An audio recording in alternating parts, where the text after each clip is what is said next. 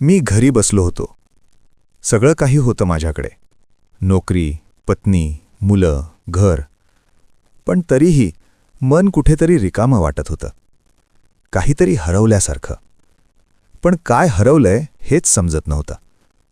मग ठरवलं की हे शोधायलाच हवं आणि मी घराबाहेर पडलो. चालत राहिलो.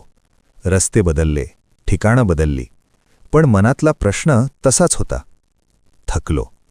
एका ठिकाणी बसलो आणि स्वतःलाच विचारलं, काय हरवलंय माझं? तेवढ्यात माझ्या नजरेसमोर हनुमान दिसले. मी त्यांच्या जवळ जाऊन बसलो आणि म्हटलं, देवा, मला मार्ग दाखवा. काय हरवलंय तेच कळत नाही. हनुमान म्हणाले, घाबरू नकोस, मी आहे तुझ्यासोबत. तू फक्त राम कार्य करत राहा. जा, तुला आशीर्वाद आहे. त्यांचा आशीर्वाद घेतला आणि पुन्हा पुढे निघालो. थोडं पुढे गेल्यावर मला श्रीराम भेटले. मी त्यांच्या जवळ बसलो आणि पुन्हा तोच प्रश्न विचारला, प्रभू, मला मार्ग दाखवा. श्रीराम म्हणाले, पुरुषार्थ कर, संघर्ष कर. त्यांचाही आशीर्वाद घेतला आणि पुन्हा चालायला सुरुवात केली. पुढे मला कृष्ण भेटले. मी त्यांच्या जवळ जाऊन बसलो आणि म्हणालो, कृष्णा, अजूनही शांती मिळत नाही. कृष्ण हसले आणि म्हणाले, चिंता मत करो वत्स, मैं हमेशा तुम्हारे साथ हूं.